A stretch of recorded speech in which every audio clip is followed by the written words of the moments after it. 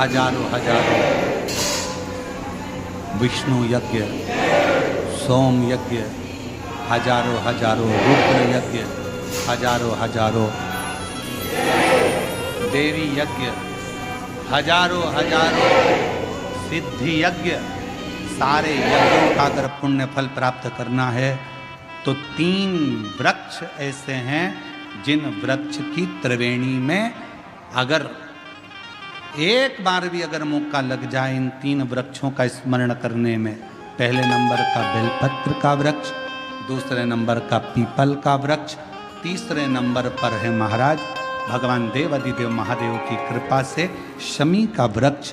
अगर कहीं योग से बन जाए, आप रास्ते से निकल कर आ रहे हो, कहीं पीपल का पेड़ मिल गया, जल चढ़ाया, बेलपत्र मिल गया, शमी पेड़ मिल गया, जल समर्पित कर दिया, जल समर्पित करते करते आप अगर कहीं 3 वृक्षों पर आ रहे हो तो हजारों हजारों सिद्ध यज्ञ के फल प्राप्त हो।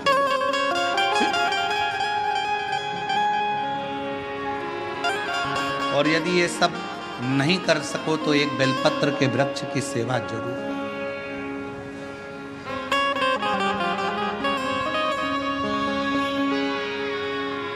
एक संकल्प लो, आप और हम सब मिलकर उसको पूरा करें। सावन के महीने में एक बेलपत्री का वृक्ष जरूर लगाएंगे, ये नियम आप और हम लेकर। लगाओगे? जम के तो बोलो, पक्का? बकरी खाए वैसा तो नहीं है? नहीं ना? संभालोगे उसको, प्रयास करोगे ना? ऐसी जगह लगाना जहां तुम उसको देखते रहो, संभालते रहो, उसको बढ़ाते रहो।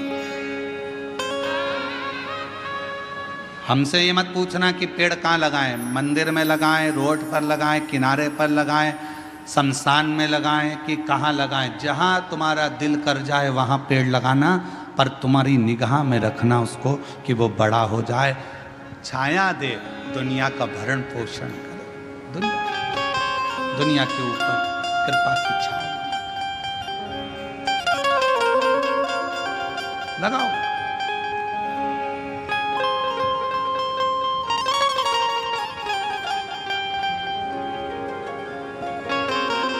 शंकुकर्ण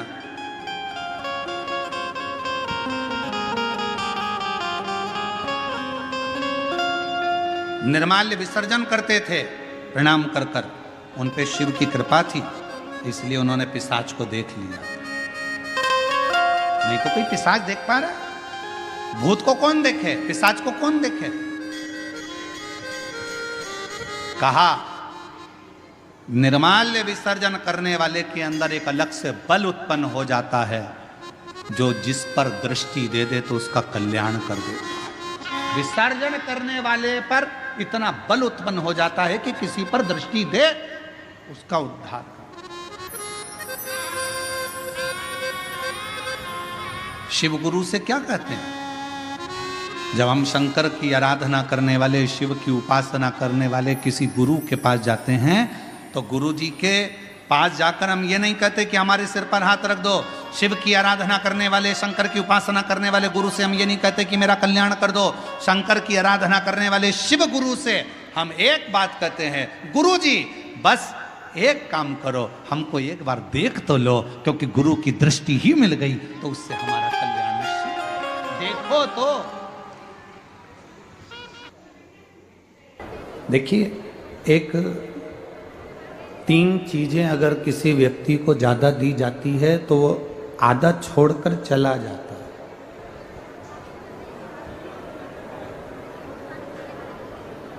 तीन चीजें अगर हम किसी व्यक्ति को ज़्यादा दे रहे हैं, 3 चीज़ें अगर हम किसी व्यक्ति को ज़्यादा प्रदान कर रहे हैं तो वो अधूरा छोड़ेगा और चले जाएगा। पहले नंबर पर है भोजन।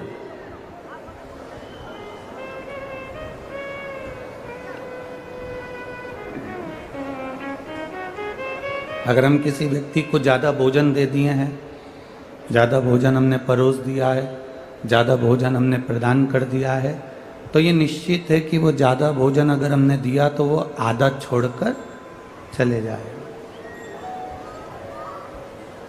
तीन चीजें ज्यादा देने पर, तीन चीजें ज्यादा प्रदान करने पर अधूरी रह जाती है, आधी रह जाती है, आधी छूट जाती है। पहले नंबर पर है भोजन, दूसरे नंबर पर है प्रेम और तीसरे नंबर पर है ज्ञान। हमने अगर किसी को ज़्यादा भोजन दे दिया तो वो अधूरा छूट जाएगा। हमने किसी को ज़्यादा प्रेम दे दिया, ज़्यादा स्नेह दे दिया, ज़्यादा हमने प्रेम प्रदान कर दिया तो प्रेम भी अधूरा रह जाता है। और तीसरे नंबर पर है दिया हुआ ज्ञान। आप किसी को अधिकता में ज्ञान दे रहे हो, बहुत कुछ समझाने का प्रयास कर रहे हो, बहुत कुछ देने का प्रयास कर रहे हो, तो वो अधूरा छोड़ जाता है।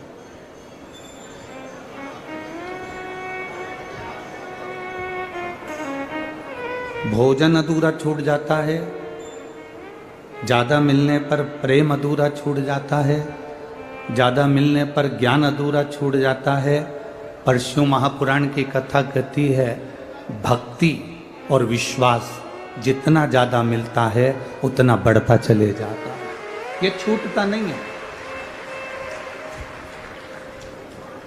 भक्ति और विश्वास जितना जितना बढ़ेगा ना, उतना सुख का अनुभव हमारे जीवन में होता चले जाए।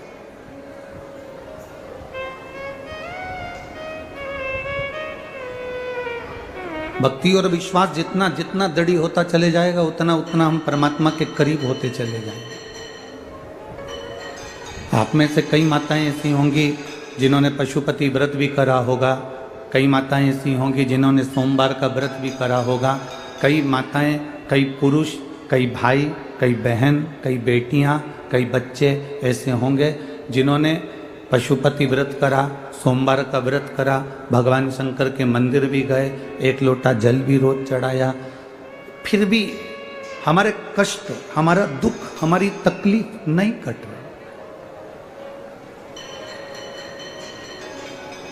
फिर भी हमारा कष्ट उतना कि उतना ही रह गया, फिर भी हमारा दुख रह गया, फिर भी हमारा कष्ट रह गया।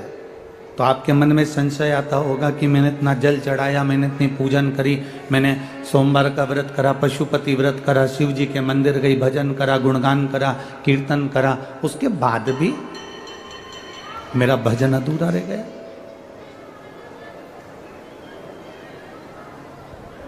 उसके बाद भी मेरा कर्म पूरा नहीं हुआ, भगवान ने मेरी सुनी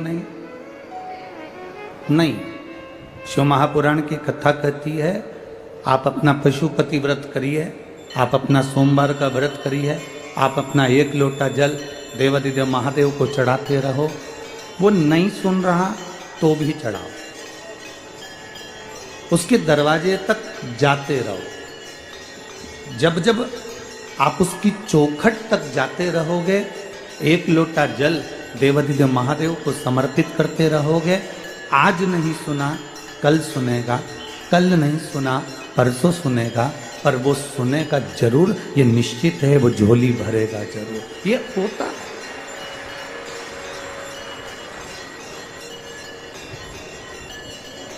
अब इतनी सारी इसमें माताएं बैठी है और कोई जम के चिल्ला के कह दे बिमला बाई, तो ढेर सारी बिमला बाई खड़ी हो जाए।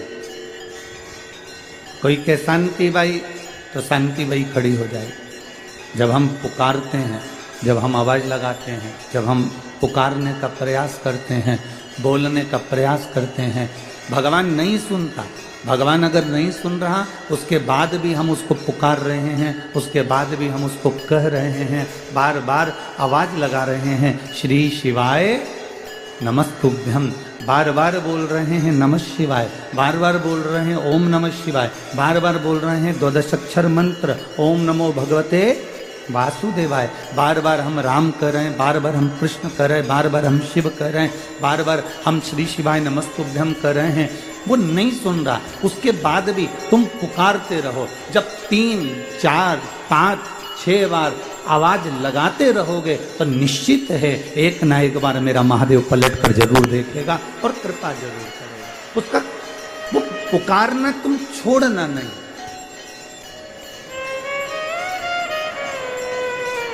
बोल बम का नारा है, बाबा एक सहारा। आप पुकारना ना छोड़िए, आप भगवान का भजन करना ना छोड़िए, आप भगवान को पुकारना ना छोड़िए।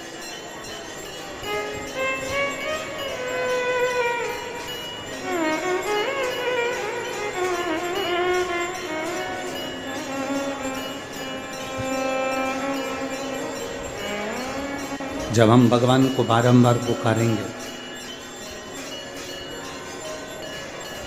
जब हम भगवान को बारंबार आमंत्रण देंगे, जब हम भगवान को बारंबार पुकारने का प्रयास करेंगे, वो सुनेगा। जो एक शिव जी का भक्त था, उसका नाम था मदन। वो भोलेनाथ जी का बड़ा भगत था। मेरी राजगढ़ की जीजियों और मेरे भाई जितने भी बेटे हैं, राजगढ़ के जितने भी मेरे भाई बंधु, मेरे जीजा उन बैठे हैं, बड़ी सावधानी से सुनना कथा। राजगढ़ को 5 दिन की कथा मिली है, आज कथा का दूसरा दिन है। 1 मिनट की भी कथा किसी के कारणवश आपकी ना छूटे, क्योंकि आप दिल से बहुत दूर दूर से कथा सुनने आए हो। तो बाबा से प्रार्थना करना कि हमारी कथा हम सुनने के लिए आए हैं, और सुना है जो दिल से सुनता है तो वो दिल से लुटा कर भेजता भी जरूर है।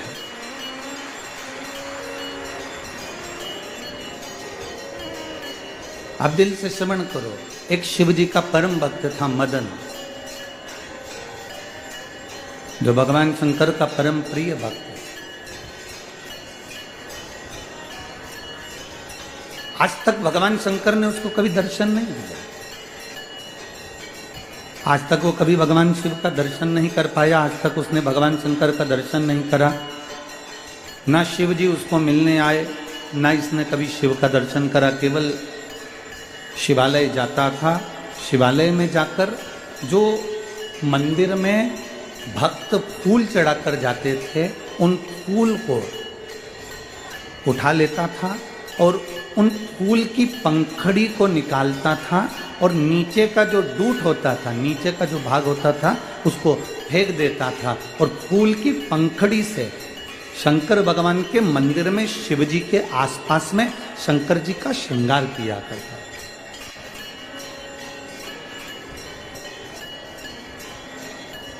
वो केवल शिव जी का श्रृंगार करना जानता था, उसके अलावा उसको कुछ आता नहीं था। बाबा देवादिदेव महादेव का श्रृंगार करना। आप में से कई माताएं होंगी, आप में से कई बेटियां होंगी, कई भाई होंगे, कई बेटे होंगे, जिन्होंने नियम बना कर रखा होगा कि शंकर जी के मंदिर में मैं जाऊंगा तो वहां पर श्रृंगार कर आऊंगा। आप में से कई माताएं ऐसी भी हैं कि भगवान को जल चढ़ाने जाती है तो वहां पड़े हुए फूल से शिव जी का श्रृंगार कर आ जाती है। आखिर क्यों?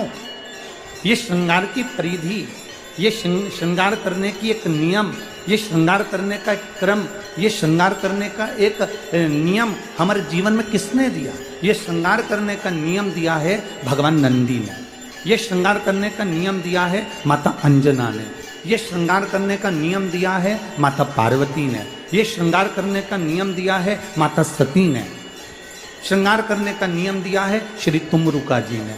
तुमरुका जी भी चंचुला देवी से कहते हैं, चंचुला अगर किसी के पास में जल भी नहीं है, किसी के पास में फल भी नहीं है, किसी के पास में फूल भी नहीं है, किसी के पास में बेलपत्र भी नहीं है, तो सुन चंचुला, अगर मंदिर में पड़े हुए, मंदिर में भगवान के चढ़े हुए फूल उठाकर भी अगर उसकी नीचे की डूंठ को निकालकर उसकी पंखड़ी से भी अगर कोई देवादिदेव महादेव का श्रृंगार कर देता है तो मेरा महादेव उसकी झोलियां खुशियों से भर देता है।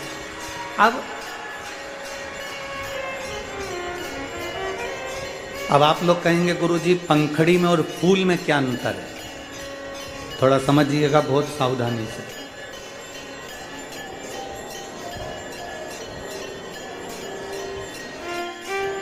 ये फूल है, हमारे हाथ में कितने फूल हैं? ये जम के बोलो जरा, एक पुष्प है। अब ये जो नीचे से डूट तोड़कर फेंक दिया और ये पंखड़ियां पत्तियां इकट्ठी हो गई, अब ये फूल कितने हो गए? इसकी कोई क्वांटिटी है? इसका कोई हिसाब है? कि ये एक फूल है कि दो फूल है कि तीन फूल है कि चार फूल है कि पांच फूल है। शिव महापुराण की कथा कहती है पुष्प एक है। जब हम देवादिदेव महादेव पर चढ़े हुए फूल को उठाकर उसका जब श्रृंगार करते हैं तो नीचे के डूट को तोड़कर जब फेंक देते हैं और पंखड़ियों से जब बाबा का श्रृंगार करते हैं तो मेरा भोलेनाथ समझता है कि हमने एक पुष्प नहीं, बाबा के चढ़े हुए पुष्प को अनेक कर कर बाबा के चरणों को समर्पित किया है। बाबा के चरणों का हमने श्रृंगार किया है।